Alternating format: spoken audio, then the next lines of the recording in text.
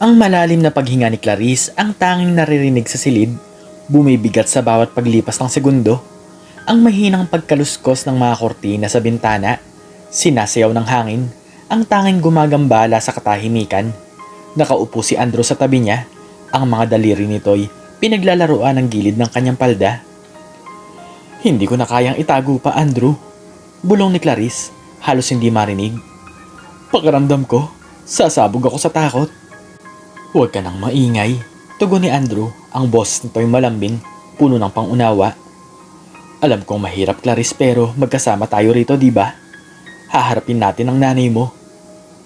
"Haharapin? Hindi mo kilala si Mama, Andrew. Parang isang leon na nagbabantay ng kanyang kuting. At ikaw ang kuting na gusto niyang lapain." Natawa si Andrew, isang malalim na tunog na bahagyang nagpagaan sa bigat ng hangin. "Mas gusto ko ang imahe ng isang matapang na mandirigma, Clarice. Hindi isang kuting. Isang mandirigma na handang lumaban para sa prinsesa niya." "Prinsesa? Andrew, tingnan mo ang sarili mo. Tingnan mo ako. Magkaiba tayo ng mundo. Hindi tayo pwede." "Hindi pwede? Sino ang nagsabi niyan? Ang pera ba? Ang apelyido? Ang ginto sa dibdib ng nanay mo?" "Andrew, Clarice, mahal kita. At alam kong mahal mo rin ako. Hindi pa ba sapat yun? Hindi ba yun ang pinakamahalaga sa lahat?" Hinawakan ni Clarice ang kamay ni Andrew ng mahigpit. "Sapat para sa akin, oo. Pero hindi sapat para sa kanya. At kapag hindi sapat para sa kanya, hindi sapat para sa ating dalawa." Isang malakas na tunog mula sa labas ang nagpatalon sa kanilang dalawa. Ang tunog ng sasakyang huminto sa harapan ng bahay. Ang pintuan sa ibaba ay bumukas at pagkatapos ay sumara ng may malakas na kalabog. "Andyan na siya," bulong ni Clarice, ang tinig niya'y nanginginig. "Lumabas ka na, Andrew. Ngayon na. Mula sa likod, bilis." "Hindi," mariing sabi ni Andrew. "Hindi ako aalis. Haharapin ko siya. Ngayon na." "Baliw ka ba, Andrew? Sige na. Ayoko ng gulo." "Walang gulo kung walang tinatago. Clarice, kailangan nating maging matapang para sa atin." Ang yabag ni Mrs. Marcella ay malinaw na naririnig sa hagdanan, mabigat at determinado. Bawat hakbang ay lumalapit. Ang bawat hakbang ay parang martilyo sa dibdib ni Clarice. "Anak, nasa bahay ka ba?" Ang tinig ni Mrs. Marcella, malakas ngunit may bahid ng pagod. "May dala akong makakain. Tara na't magmeryenda." Nagkatinginan sina Clarice at Andrew. Ang mukha ni Clarice ay putlang-putla. Ngumiti si Andrew, isang ngiti na puno ng pag-asa at konting kapilyuhan. "Mama, umakyat ka na lang dito," sigaw ni Clarice, ang boss niya medyo kinakabahan. Ang huling yabag ay huminto sa tapat ng pinto, isang sandali ng katahimikan. Pagkatapos, ang mahinang pagpihit ng doorknob, dahan-dahan itong bumukas. "Clarice, bakit hindi ka bumaba?" tanong ni Mrs. Marcella. Ang mga mata nito'y naglalakbay sa silid. At pagkatapos ay nanlaki nang makita si Andrew na nakaupo sa tabi ng kanyang anak. Ang pagbaksak ng hawak niyang bag sa sahig ang tanging tunog na narinig. Ang kanyang bibig ay bahagyang nakabukas. "Ikaw," bulong ni Mrs. Marcella. Ang tinig nito'y parang isang umaatungal na aso na handang sumalakay. "Anong ginagawa mo rito? At paano ka nakapasok sa bahay ko?" Tumayo si Andrew, kalmado. Ang mga mata nito'y diretsyo sa mga mata ni Mrs. Marcella. "Magandang hapon po, Mrs. Marcella. Ako po si Andrew." "Alam ko kung sino ka," sigaw ni Mrs. Marcella. Ang kanyang tinig ay mas tumataas. "Ikaw ang lalaking yun. Ikaw ang lalaking walang kwenta na nilalandi ang anak ko." "Mama," sigaw ni Clarice, tumayo rin, nagtatago sa likod ni Andrew. "Manahimik ka, Clarice," sigaw ni Mrs. Marcella. Ang kanyang mga mata ay umaapoy. "Ikaw, lalaki? Anong karapatan mong pumasok sa pamamahay ko at guluhin ang buhay ng anak ko?" "Mahal ko po si Clarice, Mrs. Marcella," kalmadong tugon ni Andrew. "At alam kong mahal niya rin po ako." Ang tawa ni Mrs. Marcella ay malakas, puno ng panunuya. Umaalingaw-ngaw sa silid. "Mahal? Mahal? Ano ang alam mo sa pagmamahal, bata? Ang pagmamahal ay hindi nabubuhay sa hangin. Ang pagmamahal ay nangangailangan ng pundasyon, pera, katayuan, seguridad. Ano ang maibibigay mo sa anak ko? Gutom, hirap, pighati?" Hindi po ako ganoon, Mrs. Marcela. Sagot ni Andrew. Ang kanyang tinig ay nanatiling matatag. May pangarap po ako. May mithiin. At handa po ako magtrabaho para maabot ang mga yun. Pangarap? Mithiin? Muling tumawa si Mrs. Marcela. Mas malakas, mas mapanukso. Ang mga pangarap mo ay walang halaga kumpara sa mga ari-arian namin. Ang mga mithiin mo ay hindi makakapagpakain sa anak ko. Tingnan mo ang sarili mo. Wala kang pera. Wala kang pangalan. Wala kang kinabukasan. Paano mo ipagtatanggol ang anak ko sa mundong to? Ipagtatanggol ko po siya sa lahat ng makakaya ko. Sagot ni Andrew. Ang kanyang mga mata ay nagpapakita ng matinding determinasyon. At ipapakita ko po sa inyo na nagkakamali po kayo sa akin. Hindi po ako walang kwenta. At balang araw, Mrs. Marcela, balang araw, magiging mas mayaman pa po ako sa inyo. Ang katahimikan ay bumalot sa silid, mabigat, mas mabigat kaysa dati. Ang tawa ni Mrs. Marcela ay biglang nawala. Ang kanyang mga matay ng laki, hindi sa galit, kundi sa gulat. Anong ibig mong sabihin? Bulong ni Mrs. Marcela, ang boses niya ay bahagyang nanginginig. Narinig niyo po ako, Mrs. Marcela. Ulit ni Andrew, ang bawat salita ay malinaw at matatag. Magiging mas mayaman po ako kaysa sa inyo. At kapag nangyari po yun, sana ay tanggapin niyo po ako para kay Clarice. Sana ay makita niyo na po ang halaga ko. Ang kapal ng mukha mo, sigaw ni Mrs. Marcela, ang kanyang mukha ay namumula sa galit. Lumayas ka sa bahay ko, ngayon na. Kung hindi, ipapahuli kita sa mga pulis. Mama, wag naman. Sigaw ni Clarice, lumapit kay Andrew, hinawakan ang braso nito. Alis na po ako, Mrs. Marcela, sabi ni Andrew, tumingin kay Clarice. Isang malungkot na ngiti ang lumabas sa kanyang labi. Pero babalik po ako, at sa pagbalik ko, hindi na po ako ang Andrew na kakilala niyo ngayon. Bumalik si Andrew at naglakad patungo sa pinto. Hinarap niya si Mrs. Marcela sa huling pagkakataon. Paalam po, Mrs. Marcela. Malakas na sabi ni Andrew. Hanggang sa muli. At pagkatapos lumabas siya ng silid, ang tunog ng kanyang mga yabag ay unti-unting nawala sa hagdanan. Clarice, anong ginawa mo? Sigaw ni Mrs. Marcela, bumaling sa kanyang anak. Ang kanyang mga mata ay nagbabaga. Paano mo ako nagawang lokohin? Bakit mo pinapasok ang isang walang kwentang lalaki sa buhay mo? Mahal ko po siya, Mama. Sigaw ni Clarice. Ang kanyang mga mata ay puno ng luha. At hindi po siya walang kwenta. Mas mahalaga po siya. May halaga pa po siya sa lahat ng yaman niyo. Sumasagot ka na ngayon? Ang tinig ni Mrs. Marcela ay umalingaw-ngaw sa silid. Kung ganoon, maghanda ka. Hindi ko hahayaan na sirain ng lalaking yun ang kinabukasan mo. Hinding-hindi ko hahayaan. Ang sumunod na mga buwan ay naging impyerno para kay Clarice. Ang kanyang buhay ay naging isang serye ng mga pananalita, pagtatanong, at pagbabanta mula sa kanyang ina. Ang bawat pagtawag sa telepono, bawat paglabas ng bahay ay binabantayan. Ang pangalan ni Andrew ay ipinagbabawal. Clarice, nakikinig ka ba? Tanong ni Mrs. Marcela habang kumakain sila ng hapunan. Ang tinig nito ay malalim. Sinabi ko sa'yo, walang Andrew. Tapos na ang kahit na anong meron kayo. Wala namang meron, Mama. Bulong ni Clarice, pinaglalaroan ng pagkain sa plato. Wala na. Mabuti, sabi ni Mrs. Marcela, ang kanyang mga matay naniniksi. Dapat lang, dahil kung hindi, malalaman mo ang galit ng isang inang nagmamahal sa kanyang anak. Isang gabi habang nakahiga si Clarice sa kama, ang telepono niya ay nag-vibrate. Isang text message mula sa unknown number. Kumusta ka na? Miss na kita. Ang puso ni Clarice ay kumabog ng malakas. Alam niya kung sino yon. Andrew, ikaw ba yan? Oo, ako to. Sorry kung hindi ako nakatawag. Pinagbawalan ako ng nanay mo. Alam ko, ganoon din ako. Bakit ka nag-text? Delikado. Kailangan kong malaman. Kung ayos ka lang, hindi talaga ako mapakali. Ayos lang ako. Ikaw, anong ginagawa mo? Nagtatrabaho. Maraming trabaho. Gusto kong tuparin ang pangako ko. Ang ngiti ay lumabas sa labi ni Clarice sa kabila ng lahat. Seryoso ka ba sa sinabi mo? Lagi akong seryoso, Clarice. Hihintayin mo ba ako? Ang mga luha ay nagsimulang dumaloy sa pisngi ni Clarice. Hihintayin kita, Andrew, kahit gaano katagal.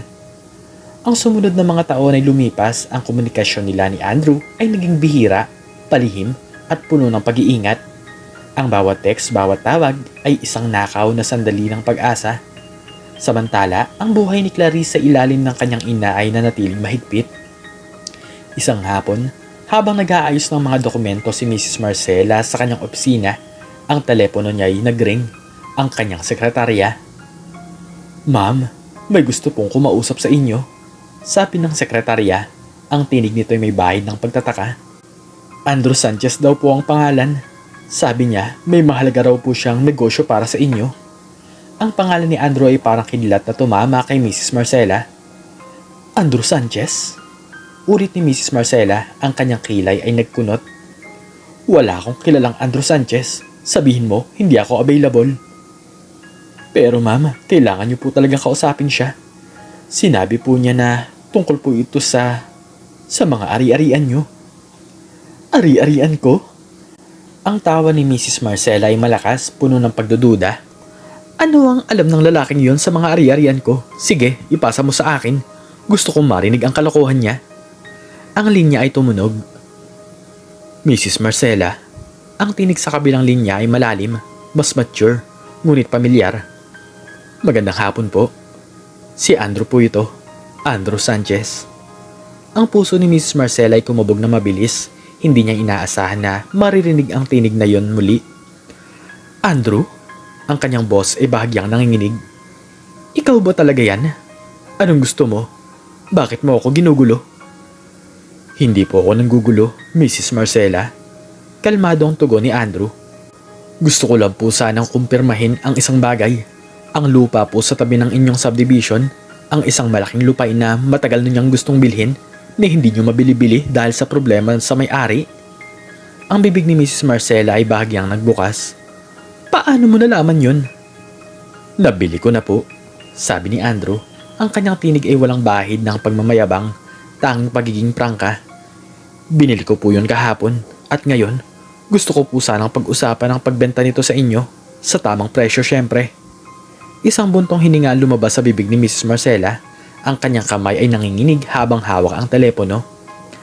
"Ano? Nagbibiro ka ba?" "Hindi po ako nagbibiro, Mrs. Marcela. Mayroon po akong negosyo. Isang malaking negosyo. At tila ang lupain na yon ay kailangan nyo para sa inyong expansion." Ang katahimikan ay bumalo sa linya. Ang utak ni Mrs. Marcela ay nagtatrabaho ng mabilis. Sinusubukang iproseso ang impormasyong kanyang narinig. Ang Andrew na yon, ang Andrew na walang kwenta, ay bumalik at mayroon siyang kapangyarihan. "Magkita tayo, Andrew," sabi ni Mrs. Marcela. Ang kanyang tinig ay matigas ngunit may bahid ng pagtataka. "Ngayon na, sa opisina ko." "Masusunod po," sagot ni Andrew. "Pupunta po ako doon sa loob ng isang oras." Ang pagputol ng linya ay nag-iwan kay Mrs. Marcela na nanginginig. Ang kanyang mga kamay ay pawis na pawis. Ang kanyang puso ay kumakabog. Hindi niya maintindihan. Paano nangyari yun? Isang oras ang lumipas, ang tunog ng elevator ay bumukas. Sa labas ng opisina ni Mrs. Marcela ay naririnig. Ang kanyang sekretarya ay kumatok sa pintuan. "Ma'am, narito na po si Mr. Sanchez." "Papasukin mo," sabi ni Mrs. Marcela. Sinusubukan maging kalmado. Ang pintuan ay bumukas. Pumasok si Andrew. Hindi na siya ang binata na nakita niya 5 taon na ang nakaraan. Ang kanyang buhok ay maikli at maayos. Nakasuot siya ng isang mamahaling suit na perpektong bumabagi sa kanyang katawan. Ang kanyang mga mata ay matalim, puno ng kumpiyansa, at may bahid ng pagod. Ang kanyang tindig ay tuwid at may otoridad. "Magandang hapon po, Mrs. Marcela," sabi ni Andrew. Ang kanyang tinig ay malalim at malinaw. "Salamat po sa pagtanggap sa akin." Tumayo si Mrs. Marcela. Ang kanyang mga mata ay hindi maalis kay Andrew. Ang lalaking ito ay nagbago ng lubusan. "Andrew," bulong ni Mrs. Marcela. "Anong nangyari sa'yo?" "Marami pong nangyari, Mrs. Marcela," sabi ni Andrew. Umupo sa harap ng mesa ni Mrs. Marcela, kalmado at tiwala. "Nagtrabaho po ako, nag-aral, nagnegosyo, at ngayon nandito po ako para tuparin ang pangako ko." "Ang pangako?" Ang tawa ni Mrs. Marcela ay mahina, puno ng pagdududa. "Ang pangako na magiging mas mayaman ka sa akin." Opo, sagot ni Andrew, tumango. At sa tingin ko po, nangyari na po yun. Ang katahimikan ay bumalo sa opisina. Ang tanging naririnig ay ang pagtibok ng puso ni Miss Marcela. Ano ang sinasabi mo? Tanong ni Miss Marcela, ang kanyang boses ay halos hindi marinig. Ang lupain po na gusto niyo, Miss Marcela, sabi ni Andrew, kumuha ng isang folder mula sa kanyang briefcase. Ang halaga po niyan ay nasa bilyon na. At hindi pa po kasama dyan ang iba ko pang negosyo. Ang mga shares ko sa iba't ibang kumpanya at ang mga ari-arian ko sa ibang bansa. Inabot ni Andrew ang folder kay Miss Marcela. Binuksan ito ng babae at ang kanyang mga mata ay nanlaki nang makita ang mga numero. Ang mga bank statement, ang mga titulo ng lupa, ang mga kontrata, lahat ay nagpapatunay sa sinasabi ni Andrew. Ang kanyang net worth ay mas mataas kaysa sa kanya. Mas mataas ng lubusan. Hindi ito totoo. Bulong ni Miss Marcela, ang kanyang mga kamay ay nanginginig. Totoo po, Mrs. Marcela. Sabi ni Andrew, ang kanyang tinig ay malumanay. Pinatunayan ko po ang sarili ko. Hindi lang po sa inyo, kundi pati na rin po sa sarili ko. At bakit? Tanong ni Miss Marcela, tumingin kay Andrew, ang kanyang mga matay puno ng luha. Bakit mo ito ginawa? Para lang ba ipahiya ako? Hindi po, sagot ni Andrew, umiiling. Ginawa ko po ito para sa sarili ko, para sa pangarap ko, at para po kay Clarice. Ang pangalan ni Clarice ay parang isang kidlat na tumama kay Miss Marcela. Clarice? Bulong ni Miss Marcela. Nakausap mo siya? Opo, sagot ni Andrew. Palihim po, sa loob ng 5 taon. Hindi po kami sumuko sa isa't isa. Mahal po namin ang isa't isa, Miss Marcela, at ngayon, gusto ko po sanang humingi ng formal na pahintulot mula sa inyo. Gusto ko pong pakasalan si Clarice. Ang luha ay dumaloy sa pisngi ni Miss Marcela. Ang kanyang bibig ay bahagyang nagbukas. Ang kanyang puso ay kumabog na mabilis. Ang lahat ng kanyang pagdududa, ang lahat ng kanyang pagmamataas ay gumuho. Andrew, bulong ni Miss Marcela. Tumayo, lumapit sa lalaki. Patawarin mo ako. Patawarin mo ako sa lahat ng sinabi ko. Nagkamali ako sa iyo ng lubusan. Tumayo si Andrew at kalmado. Hindi na po mahalaga yun ngayon, Miss Marcela. Ang mahalaga po ay ang kinabukasan. Ang kinabukasan po namin ni Clarice. Handang-handa na po akong bumuo ng pamilya. At gusto ko pong maging bahagi kayo niyan. Ang hikbi ni Miss Marcela ay malakas. Umaalingaw-ngaw sa opisina. Niyakap niya si Andrew mahigpit. Ang kanyang mga luha ay dumadaloy sa balikat ng lalaki. Anak, bulong ni Miss Marcela. Salamat sa pagiging matatag mo. Salamat sa pagpapatunay mo. At salamat sa pagmamahal mo sa anak ko. Ang huni ng isang ibon sa labas ng bintana ay naririnig. Ang araw ay unti-unting lumulubog, nagbibigay ng gininto ang liwanag sa silid. Ang pagbabago ay naroon, malinaw at totoo. Mrs. Marcela, sabi ni Andrew, ang kanyang tinig ay puno ng paggalang. Pwede po bang tawagin niyo na lang po akong Andrew? At sana po, maging ina ko na rin po kayo. Ang tawa ng Miss Marcela ay malambing, puno ng pagmamahal. Oo, Andrew. Oo. At kung gusto mo, pwede mo na rin akong tawaging mama. Ang sumunod na mga buwan ay puno ng paghahanda para sa kasal. Si Mrs. Marcela ay naging abala sa lahat ng detalye, masaya at puno na sigla. Ang kanyang pagmamataas ay nawala, napalitan ng pagmamahal at paggalang kay Andrew. Isang araw bago ang kasal, habang nakaupo sila ni Clarice sa hardin, ang simoy ng hangin ay malambing na humahaplos sa kanilang balat. Clarice, sabi ni Andrew, hinawakan ng kamay ni Clarice. Masaya ka ba? Sobra, bulong ni Clarice, ang kanyang mga matay kumikinang. Hindi ko akalain na mangyayari to. Ang lahat ng paghihirap natin, ang lahat ng luha, ay nagbunga. Oo, sabi ni Andrew at ngumiti. Ang pagmamahal ay malakas, Clarice. Mas malakas kaysa sa anumang pagsubok. At ang pangarap, kapag pinaghirapan, ay nagiging totoo. Ang kanyang ina, si Miss Marcela, ay lumabas sa hardin. Ang kanyang mukha'y masaya at puno ng pag-asa. Mga anak, tara na't maghahapunan. Sabi ni Miss Marcela, ang kanyang tinig ay malambing. Mayroon akong sorpresa para sa inyo. Ang tatlo ay naglakad patungo sa bahay. Ang kanilang mga kamay ay magkahawak. Ang gabi ay bumaba. At ang mga bituin ay nagsimulang kumislap sa kalangitan. Ang tunog ng kanilang pagtawa ay umaalingaw-ngaw sa hardin. Malaya at puno ng kaligayahan. Ang pangarap ay naging totoo, ang pag-ibig ay nagtagumpay, at ang isang mahirap na binata ay naging isang alamat. Pinatunayan na ang tunay na yaman ay nasa puso, sa determinasyon at sa pagmamahal. Ikaw, anong natutunan mo sa isang maikling istoryang to? Makikicomment naman sa baba kung ano ang iyong natutunan.